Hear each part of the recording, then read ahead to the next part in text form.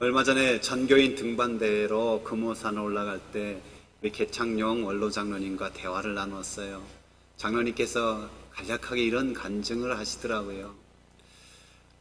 제가 신앙생활 하면서 방언을 받았다든지 어떤 신비 체험한 일이 없습니다. 큰 병이 나았다든지 어떤 기적 체험도 없고요. 하지만은 내가 예수님을 믿기로 결단하고 교회 나가는 그 순간부터 한 번도 믿음을 떠나지 않았고 한 번도 교회를 떠나지 않았습니다. 이것이 제게 주신 가장 큰 은혜입니다. 신앙생활을 하다 보니까 방언을 한다 뭐한다 하는 사람들, 때로는 신비주의에 빠지고 이단에 빠지고 또 어떤 기적을 체험했다 크게 하면서도 또 세상으로 떠나는 사람 많이 보았습니다. 제가 그 간증을 들으면서 제게도 그런 은혜 주셨음을 감사하고요, 간절히 기도가 되더라고요. 하나님, 우리 자녀손들도 그런 은혜를 주시옵소서. 저와 여러분 모두가 또 우리 자녀손들이 믿음 떠나지 않기를 축복합니다. 믿음 따라서 영원히 교회에서 잘 생활할 수 있기를 축복합니다. 그런데요, 우리가 믿음 따라 사는 것도 중요하지만 훨씬 더 또 중요한 게 하나 더 있어요. 그건 뭐냐면 믿음을 따라 죽는 일이에요. 오늘 성경은 본문을 이렇게 출발합니다. 이 사람들은 다 믿음을 따라 죽었으며. 믿음의 선진들이 믿음으로 살아간 것도 매우 중요하고 귀하지만은 그들이 믿음을 따라 죽었기 때문에 이 히브리서 11장에 귀한 모델로서 기록되었다는 거예요. 제가 김영복 목사님이 지은 사람은 가도 사랑은 남는다라는 책을 읽었습니다. 그 책은 김영복 목사님께서 행하신 장례식 설교 16편을 모아놓은 책이에요. 사람들이 살아가는 모습, 형편 다 다르듯이 죽음을 맞이하게 된 원인과 또 그 죽음을 맞이하는 태도 다 다르더라는 거예요. 보니까 어떤 사람들은 믿음 생활할 때는 큰 믿음을 가진 것처럼 당당하고 막 그러는데 죽음 앞에서 두려워하는 거예요. 목사님 저 두렵지 않아요, 괜찮아요, 천국 있잖아요 하고 말하는데 그 느껴오는 것은 너무너무 두려워서 벌벌벌벌 떠는 그 마음. 즉 어린아이가 한밤중에 혼자 있을 때 나 무섭지 않아, 괜찮아, 나 사나이인데 하면서 바들바들 떠는 그런 모습 같은 것을 애처롭게 느껴진다는 거예요. 근데 어떤 경우는 평소에 믿음 생활하는 거 보면 영 현찮은데 오히려 담대하게 믿음을 따르는 것을 본다는 거예요. 암에 걸려서 그 고통 가운데 있는데 여쭤보니까 이런 고백을 하더라는 거예요. 목사님, 저는 제 죽음을 통해서 천국이 보여지기를 원합니다. 천국을 보여주었으면 참 좋겠습니다. 시간만 조금 다를 뿐이지 여기 있는 젊은 어린이부터 또는 여기 연세 드신 분까지 우리는 다 어느 날 이런 날을 맞이하게 됩니다. 저와 여러분이 믿음 따라 이 땅을 살고 믿음 따라 또 이 땅을 떠날 수 있기를 원합니다. 정말 그날이 다가왔을 때 두려워 떠는 것이 아니라 주께서 예비하신 그 놀라운 하나님의 나라, 그 도성을 바라보는 기대감이 훨씬 더 클 수 있기를 축복합니다. 사도 바울이 이렇게 선포하잖아요. 우리 함께 읽어볼까요?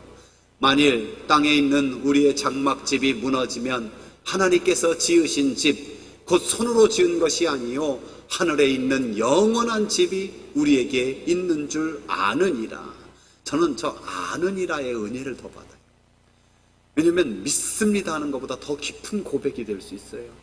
우리 하나님 믿습니다 하는 것보다 그 믿음의 많은 경험을 통해서 나는 하나님을 압니다. 귀한 고백이죠. 그처럼 나를 위해서 이 장막집에 살고 있지만은 영원한 하늘에 있는 집, 한문으로 두 자로 바꾸면 뭐예요? 하늘에 있느니 하늘천 집, 집땅, 천당, 바로 그 천당, 본향이 있는 것을 압니다. 귀한 고백입니다. 우리도 본향을 향하는 믿음의 사람 되기를 축복합니다. 이 본향을 향하는 믿음의 사람들은 어떻게 살아가느냐? 본향을 찾으며 살아간다는 거예요. 믿음의 사람들 약속의 땅에 살았지만은 결코 편탄하지만은 않았어요. 아브라함 같은 경우 기근을 만나죠. 아내 뺏기를 만나죠. 많은 고통이 있었어요. 그럼에도 불구하고 그들이 하나님의 약속을 받았느냐? 받지도 못했어요. 멀리서 그냥 바라봤을 뿐이에요.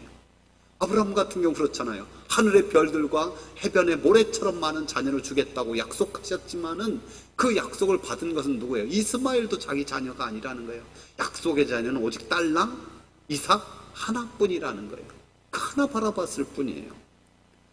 이 땅에서 나그네와 외국인처럼 살았다고 오늘 본문은 말씀해요. 왜 그랬습니까? 그 이유를 이렇게 성경은 기록하는데요. 그들은 이같이 말하는 것은 자기들이 본향 찾는 자임을 나타냅니다. 본향 찾는 자. 그 본향을 모르기 때문에 찾는 건 아니에요. 그의 삶의 목적과 목표와 방법이 본향을 향하고 있다. 이게 본향 찾는 자예요. 사람들, 여러분, 이 세상 사람들 어디로 방향을 향하고 있습니까? 많은 사람들이 건강의 삶의 방향에 초점을 맞춰요. 돈의 방향에 초점을 맞추고 이 세상 성공, 출세, 명예의 방향에 초점을 맞춰요. 근데 그렇게 방향에 초점을 맞추면요, 방황하게 돼 있어요. 왜냐면 그 모든 것은 결국 궁극적 만족을 주지 못하고 끝이 없기 때문에 그래요. 그것들은요, 가져봤자 허무하고 헛되기 때문에 그래요. 제가 종종 말하잖아요. 이 방황하지 말아야 되는데 그 목표가 잘못되면 방황할 수밖에 없어. 성경은 이렇게 말씀하고 있어요. 본향을 떠나 유리하는 사람은 보금자리를 떠나 떠도는 새와 같도다. 본향을 향하지 못하면 방황하는 거예요. 따라서 해봅시다. 방황하지 말고 방향 잡고 살아가자. 우리가 이 땅에서 그래서 너무 집착할 필요가 없죠. 내게 주신 건강이나 내게 주신 재능이나 또 재물이나 성공, 이 모든 것은 궁극적인 목적을 향한 수단일 뿐이에요. 그게 도구로서 하나님 앞에 쓰여지는 거예요. 쓰여지는 거예요. 그렇지 않고 그 자체가 목적이 되면 우리는 헛되고 헛되도다라고 인생을 마칠 수밖에 없는 거예요. 얼마 전에 이사야 선지자를 새벽에 또 우리가 큐티로 묵상했잖아요. 히스기야를 다루었어요. 히스기야에게 커다란 세 가지 시험이 기록되어 있어요. 이사야 37장에는 아수르 군대가 히스기야를 완전히 예루살렘을 포위해서 위협해요. 하나님 앞에 간절히 기도하니까 하나님께서 하루아침에 아수르 군대 18만 5천 명을 다 진멸해버리시는 기적을 보이는 거예요. 그가 죽을 병에 걸려서 하나님 앞에 눈물 흘리며 간절히 기도하니까 15년의 삶을 연장시켜 주시고 또 해의 그림자가 10도나 뒤로 물러가게 만드시고 엄청난 기적이죠. 사자와 같이 달려드는 그런 시험에는 히스기야가 이겼어요. 근데 세 번째 시험 이사야 39장에는 뭐가 기록되어 있느냐? 바벨론의 신하들이 찾아와서 칭찬하는 거예요. 왕의 친서를 전달하고요, 왕이 보내준 예물을 준비하면서 뱀처럼 유혹하는 거예요. 거기에 넘어지는 거예요. 그렇게 왔으면 하나님께서 행하신 기적, 하나님께 내게 베풀어 주니 그걸 자랑해야 되는데 뭘 자랑하느냐? 무기고 딱 열어보면서 우리 이 나라 이런 무기 있다. 보물 창고 딱 열어보고 내 반지 이렇고 이런 금도 많고 이것도 많고 각종 보물들 무기들 그런 거나 자랑하고 있는 거예요. 그러니까 다 뺏어가라 하는 것도 마찬가지죠. 결국 그는 믿음으로 살았던 귀한 선왕으로 인정받지만 그의 끝은 별로 좋지 않았어요. 반면에 별로 신통치 않은 믿음으로 살아가는 것 같지만 끝에는 믿음의 아름다운 고백을 한 사람이 있어요. 야곱이 그래요. 야곱의 생애를 한마디로 말하면 집착이라는 용어로 설명할 수 있거든요. 집착. 그 젊었을 때는 하나님 축복을 알지도 못하면서 축복에 집착하는 거예요. 그러다 보니까 에서와 원수가 되고 에서에게 미움받고 죽음을 당할 편하고, 젊은 시절에는 사랑에 집착해요. 라헬의 여인의 그 아름다움에 빠져가지고 10번 넘게 속임을 당하면서도 그냥 집착하는 거예요. 그 외에는 아들에게 집착해. 요셉에게 집착하다가 그것도 하나님이 멀리 떼어주고 죽은 줄만 알고 수십 년을 보내는 인생을 살잖아요. 결국 그가 마지막 바로 앞에서는 이런 고백을 해요. 함께 읽어볼까요? 내 나그네 길의 세월이 130년이니이다. 내 나이가 얼마 못되니 우리 조상의 나그네 길의 연조에 미치지 못하나 험악한 세월을 보내었습니다. 이제 저는 순례자의 길을 알았습니다. 내 인생 나그네 길임을 알았습니다라는 귀한 고백을 하는 거예요. 요즘 세대를 렌털리즘이 발달됐다 그래요. 소유가 아니라 빌려 쓰며 산다라는 거죠. 전에는 여행 가면은 제주도 갔을 때 뭐 자동차 정도 렌트해서 썼는데 요즘에는요 정수기들 다 렌트해서 많이 쓰고 또 침대도 그렇게 쓰라고 침대도 쓰라고 막 광고 나오고 또 서울에서 보니까 여기도 그런지 모르지만 여성들은 옷도 어떤 행사 있으면 렌트 많이 하고요. 심지어 가방, 명품 가방, 또 이렇게 반지 이런 것도 다 하루씩 빌려서 막 써요. 근데 야 희한하다 하면서도 그게 성경적일 수 있다라는 생각이 들어요. 왜요? 여러분 우리가 가졌다라는 것은 조금 오랫동안 빌렸다는 것들 뿐이에요. 이 땅에서 갖고 갈 수 있는 게 뭐가 있습니까? 그저 쓸 뿐이에요. 내가 사용하는 것만큼만 내 것이고 다 빌려 쓰는 게 그게 우리 나그네 길, 순례자의 길의 인생이라는 거죠. 그런데 사람들이 이 진리를 잘 알아야 되는데 이 평범한 진리를 모르면은 방황하는 거예요. 방향 잡지 못하는 거예요. 그리고 또한 우리가 알아야 되는데 한 번 잡았다고요. 그게 끝까지 잘 잡혀 있느냐? 꼭 그런 게 아닌 것을 알아야 돼요. 오늘 본향을 향한다라는 것이 이미 모르는 거 아니라 그것을 똑바로 바라본다는 거죠. 그럼 제가 어부의 아들이기 때문에 배를 많이 운전해 봤어요.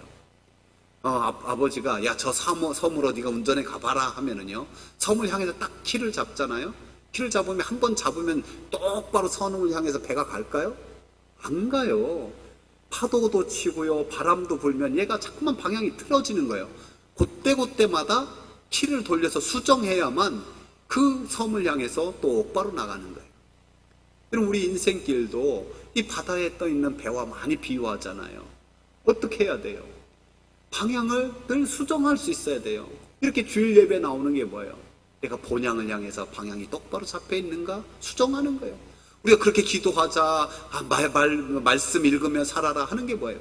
수정하는 시간을 좀 잘 가지라는 거. 그렇게 조금 수정해야지. 조금만 틀어지면요 수정하지 않고 조금만 있으면 얼마나 멀리 떨어져 와 있는지, 얼마나 멀어져 있는지 이제 더 이상 돌이킬 수도 없는 그런 마음이 될 때도 종종 있잖아요. 그래서 저와 여러분이 그렇게 하는 것이 본향 찾는 자. 사도 바울이 이렇게 권면하잖아요. 함께 읽어봅시다. 그러므로 너희가 그리스도와 함께 다시 살리심을 받았으면 위의 것을 찾으라. 거기는 그리스도께서 하나님 우편에 앉아 계시느니라. 위의 것을 생각하고 땅의 것을 생각하지 말라. 저와 여러분이 언제나 본향 찾으며 살아갈 수 있기를 축복합니다. 본향을 향하는 거는 본향을 찾는 거예요.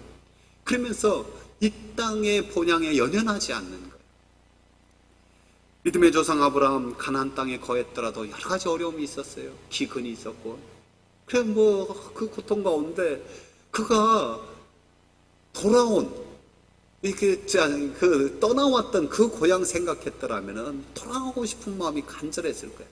근데 성경에는 그는 하나님의 약속을 믿고 그 약속의 땅을 지켰다라는 거예요. 그래서 오늘 본문은 이렇게 말씀하고 있답니다. 그들이 나온 바 본향을 생각하였더라면 돌아갈 기회가 있었으려니와. 하나님께서 출애굽한 이스라엘 백성들 그들에게 제일 듣기 싫은 한 소리가 있었어요. 그게 뭔지 아세요? 애굽으로 돌아가자라는 거야. 그때 거기서 고기도 먹고 부추도 먹고 마늘도 먹었는데 여러분 그렇게 먹었겠어요? 먹긴 뭘 먹어요? 노예 주제에 노예가 고기 실컷 뜯어 먹는 거 봤어요 세상에서. 그냥 과거를 미화시켰을 뿐이에요. 우리도 종종 과거를 얼마나 많이 미화시킵니까? 그런 거예요. 오늘도 비슷하죠. 고향을 그리워하는 사람들 많이 있잖아요. 내 마음의 고향 그거 진짜 행복하고 아름다웠는데 어머니 품처럼 따뜻하게 느껴지고 살긴 여기 살아도 마음과 생각은 언제나 거기나 있다고 하고 또 내가 말년에는 거기 가서 살았으면 좋겠다 뭐 이렇게 하고. 근데 여러분 솔직하게 고향 찾아가면 어떻습니까? 그렇게 좋습니까? 가보면요 좀 달라졌어요. 저도 가보니까 그렇게 넓던 운동장이 손바닥만 해요. 몇 감고 고기 잡고 그렇게 했던 넓은 강 같았었는데 또랑에 불과해요. 이제 물도 다 말라버렸어. 산천초목이 변한 것도 있지만 내가 변했지. 내가 변했죠. 부모님이 계시면 그래도 푸근한데, 그래도 종종 말해보면 부모님이 계시는 집도요, 그 시골집이요, 한 달만 살아보라 그러면은 하루 이틀은 살아서 아이고 불편해서 못 살겠다, 그런 분들이 다예요. 거의 다예요. 6.25 때 별세한 정지용 시인께서 고향을 이렇게 표현했더라고요. 고향에 돌아와도 그리던 고향이 아닐러니요. 산꽁이 알을 품고 뻐꾸기 제철에 울건만 마음은 제 고향 지니지 않고 먼 항구로 떠도는 구름. 오늘도 맨끝에서 홀로 오르니 흰 점꽃이 인정스레 웃고 어린 시절에 불던 불필요 소리 아니 나고 메마른 입술은 쓰디 쓰다. 고향에 돌아와도 그리던 하늘만이 높으르구나. 참 이게 우리 육적인 고향이에요. 육적인 고향. 그저 그냥 마음속에 있었을 때가 좋았지 가보니까 그게 아니더라는 거예요. 그런데요, 영적으로도 비슷한 걸 알아야 돼요. 종종 이렇게 믿음 생활하고 교회 생활하다가 그런 하소연해요. 옛날에 세상에 있을 때가 참 재미나고 행복했는데, 그게 뭐 그렇게 행복하고 재밌어요. 먹고 마시라 부하고 필름 끊기고 뭐 그냥 뭐하고 또 뭐 그냥 마귀의 유혹에서 지옥을 향해 가는 발걸음이었는데, 그게 뭐 그렇게 행복하고 그 쾌락을 그렇게 좋아요. 근데 그렇게 믿음을 배반하고 떠나가는 사람도 있는데, 우리는 그렇게까지는 하지 않더라도 그저 미적지근한 신앙생활에 머무르는 경우는 너무너무 많이 있어요. 이 시대의 지성인 C.S. 루이스가 스쿠트루 테이프의 편지라는 책에서 이런 얘기를 해요. 우리가 어떤 하나님을 향해서 영적인 생각, 거룩한 생각을 할 때마다 마귀는 교묘하게 유혹한다는 거예요. 오전 일과를 마치고 내가 하나님의 말씀을 적용하면서 살아야 되는데 어떻게 하나님의 말씀을 적용할까? 그러면은 마귀가 곧바로 야, 너 지금 점심시간이야, 밥 먹고 생각해, 그런다는 거예요. 하루 일과를 마치고 침대에 누워서 내가 과연 오늘 하나님의 뜻대로 살았는가 돌이켜보고 내가 기도를 해야겠다면은 야, 너 오늘 너무 피곤했잖아, 일단 잠자고 나서 생각해. 너 지금 못 자면 내일 피곤해서 하루 일과가 망칠 거야. 사탄은 우리가 영적으로 어떻게 하든지 본향을 생각하고 하나님 일을 생각, 하나님 뜻 생각할 때 그저 그럴싸한 세상 생각으로 우리를 멀어지게 만든다. 그래서 히브리서 11장을 보면요, 이 11장의 믿음의 선진들을 소개하기 전에 10장의 결론을 좀 봐야 돼요. 그 10장의 결론이 이렇습니다. 함께 읽어봅시다. 나의 의인은 믿음으로 말미암아 살리라. 또한 뒤로 물러가면 내 마음이 그를 기뻐하지 아니하리라 하셨느니라. 우리는 뒤로 물러가 멸망할 자가 아니요 오직 영혼을 구원함에 이르는 믿음을 가진 자니라. 그렇습니다. 우리의 믿음의 길은 후퇴가 없는 거예요. 오직 전진만 있을 뿐이에요. 저와 여러분이 믿음의 전진을 끝까지 이룰 수 있기를 바랍니다. 옆 사람에게 한번 인사합시다. 믿음의 전진만을 합시다. 본향을 향하는 사람은요, 본향을 생각하고 찾는 삶이라는 거예요. 이 땅의 고향이 아니라 또한 그 하늘의 본향을 간절히 사모하는 것임을 말씀하고 있답니다. 우리의 육신의 본향보다 영적인 본향이 있는 거죠. 이 땅의 철학의 주제가, 큰 주제가 뭐예요? 사람이 어디로 와서 어디로 가는가. 수천 년을 고민하고 사색해도 제대로 된 대답을 내놓지 못해요. 그러나 우리는 믿음으로 압니다. 내가 어디서 와서 어디로 가는가. 여러분 알지요? 별로 많이 안 알아요. 내가 어디서 와서 어디로 가는가. 우리가 본향, 성경에 사실 본향이라는 단어가 많이 나오잖아요. 6번밖에 안 나와요. 근데 그 중에 절반 3번이 우리가 읽은 딸랑 4절 속에 본향이 나오고 있어요. 3번이나. 그만큼 믿음의 사람들이 본향을 향했다는 거예요. 그래서 오늘 본문에 이렇게 말씀하고 있잖아요. 그들은 이제 더 나은 본향을 뭐해요? 사모하니 곧 하늘에 있는 것이다. 간절히 사모한다는 거예요. 여러분, 본향을 사모하는 사람과 그렇지 못한 사람 마지막에는요 천지 차이인 걸 알아야 돼요. 1980년에 불란서 파리의 이 브뤼셀 병원에서 한 지성인이 폐수종이라는 병으로 입원하게 됐어요. 근데 그 사람이 입원 기간 한 달 동안 내내 소리 지르고 발악하는 거예요. 나 죽기 싫다고, 이렇게 죽을 수 없다고, 억울하다고. 그러다가 한 달 만에 죽었는데요. 그래서 사람 죽기 전에 의사한테 병명도 못 물어봐, 무서워가지고. 가족들이 병명이 뭔지도 알려주지도 못해. 그 사람이 누구였느냐? 실존주의 철학가 사르트르였어요. 그 사람들이 의아해했어요. 어떻게 저렇게 죽음으로부터 자유를 외쳤던 철학가가 저렇게 비참하게, 저렇게 망가진 모습으로 그렇게 죽을 수 있느냐? 그래서 한 기자가 이렇게 대답했어요. 사르트르의 말로 그렇게 비참했던 이유는 그가 돌아갈 본향이 없었기 때문이다. 이 사람이야 믿음 없이 살았으니까 그럴 수 있을 수 있어요. 그런데 믿는다고 하면서도 그렇다면 어떤 자인 줄 아세요? 사도 바울이 그런 자에 대해서 이렇게 말씀하고 있어요. 같이 읽어봅시다. 만일 그리스도 안에서 우리가 바라는 것이 다만 이 세상 삶뿐이면 모든 사람 가운데 우리가 더욱 불쌍한 자이리라. 믿으면서도 그렇다면 그는 정말 불쌍한 자라는 거예요. 왜요? 주일날 단풍경도 안 가고 여기 지금 예배드리고 있는데 그런 믿음이 없으면 얼마나 불쌍하냐는 거죠. 반면에 독일의 고백교회 신학자이자 목사였던 보네퍼 목사님, 그는 41살인가에 아주 젊은 나이에 죽었어요. 그 나치에 저항하다가 수용소에 갇혀 있을 때죠. 어느 날 간수가 탁 문을 열고 들으니 직감적으로 느끼는 거예요. 오늘이 내 마지막 날이구나. 잠깐만 내가 우리 동료들에게 인사 한마디 하겠다고. 그래서 일어나서 사랑하는 동지들이요, 저는 오늘 죽게 되어 있습니다. 사람들은 이것이 끝이라고 하지만 나에게는 새로운 시작일 뿐입니다. 주께서 나를 위해서 성을 예비하여 주셨고 나는 그곳에서 여러분을 위해서 기도할 테니까 여러분 안녕히 계십시오. 또 만납시다. 그의 모습이 너무 기쁘고 평온하니까 함께 있었던 사람들이 용기를 얻고 믿음을 얻고 담대했던 거죠. 어떻게 그럴 수 있어요? 본향을 사모하였기 때문입니다.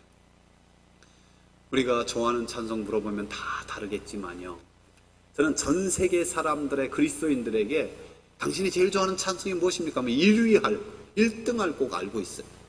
그건 뭐냐면 305장에 나 같은 죄인 살리신 Amazing Grace, 그 3절 이렇잖아요. 같이 한번 불러볼까요? 이제껏 내가 산 것 주님의 은혜라, 주님의 은혜라. 또 나를 장차 본향에, 또 나를 장차 본향에 인도해 주시리.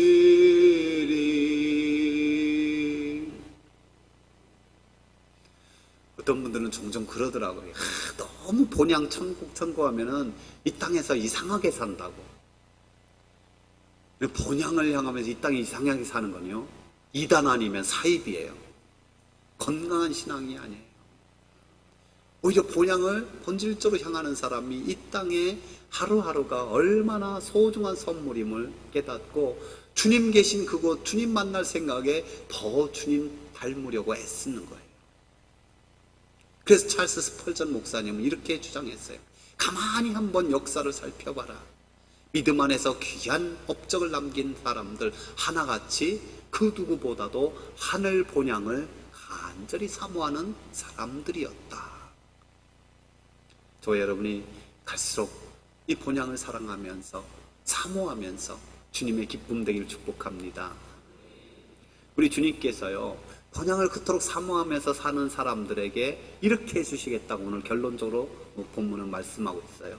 이러므로 하나님이 그들의 하나님이라 일컬으심을 받으심을 부끄러워하지 아니하시고 그들을 위하여 한 성을 예비하셨느니라. 이 말씀을 메시지 성경으로 읽어보면 이렇습니다. 함께 읽어봅시다. 이제 여러분은 하나님께서 왜 그들을 자랑스러워하시며 왜 그들을 위해 한 도성을 마련해 주셨는지를 이해할 수 있을 겁니다. 아멘. 우리 개정개혁 성경 약간 소극적으로 번역했어요. 하나님이 그런 사람을 부끄러워하지 아니하였다. 메시지 성경은 더 적극적으로 그들을 자랑스러워 하신다는 거예요. 우리 성도 중에서 누가 이 세상에서 부끄러운 일에 연루됐을 때 구미시민교회 교인이라면 제가 어떻게 했어요? 내가 더 기도하지 못하고 내가 제대로 말씀 너무 부끄러워서 제가 막 그럴 거 아니에요. 근데 어제 찬양대 우리 글로리아 찬양대 찬양 멋지게 잘했는데 그러면 잘하네 하면 제가 어떻게 했어요? 역시 우리 구미시민교회 제가 목회하는데 자랑. 우리 하나님도 그래. 정말 본약을 사모하는 부끄러워하지 않는 자랑스러워 하신다. 하나님이 부끄러워하지 아니하시고 자랑스러워하는 자들 되기 바랍니다. 한 번 더 축복합시다. 하나님이 당신을 자랑스러워하십니다. 제가 서두에 소개한 김영복 목사님 책에서 마지막 16번째 설교는 자기 자신 이야기를 하세요. 그분이 전립선 암에 걸려서 수술한 후에 한 설교문이 그 가운데 담겨져 있어요. 남성들이 맞이하는 암 중에 전립선 암은 좀 비교적 쉬운 그런 치료가 되고 하는, 하지만 암이라는 무게 자체가 있잖아요. 이런 고백을 해요. 암 진단을 받고 죽음을 생각하니 두렵지는 않았는데 너무 아쉬움이 크게 다가왔다. 사랑하는 사람을 더 많이 볼 수 없다는 그런 아쉬움. 내가 지금 하고 있는 주의 일 좀 더 잘할 수 있을 텐데라는 그런 아쉬움. 삶이 얼마나 귀한 선물인지 깊이 깨닫게 되었다. 길지는 않았지만 이 아쉬운 감정을 붙들고 씨름했다. 도대체 이 감정의 정체가 무엇일까? 아뿔싸. 그것은 내 믿음이 충분하지 못하다던 증거였다. 놓고 가야 할 것들에 대한 아쉬움, 죽음 후에 주님이 맞이할 그 천국에 대한 기대감이 그보다 적었다라는 것. 또 입으로는 내 사람들, 내 가족이 아니라 하나님의 사람들, 하나님의 자녀들이라고 말했는데 사실 그것을 더 온전히 신뢰하지 못했던 그 연약함. 그래서 마땅히 닿아야 될 지점까지 이르지 못하는 나의 얄팍한 믿음을 회개할 수밖에 없었다. 사랑하는 성도 여러분, 저와 여러분도 한 번쯤 돌아봐야 되지 않을까요? 깊이 돌아봐야 되지 않을까요? 우리는 어느 지경까지 우리의 믿음이 이르렀다고 고백할 수 있겠습니까? 예전에 이 찬양 참 많이 불렀어요. 저 멀리 뵈는 나의 시온성. 우리 함께 이 찬양 드리고 우리와 또 우리 자녀손들이 정말 이런 믿음으로 끝까지 승리할 수 있기를 한번 중보하는 시간 가집시다.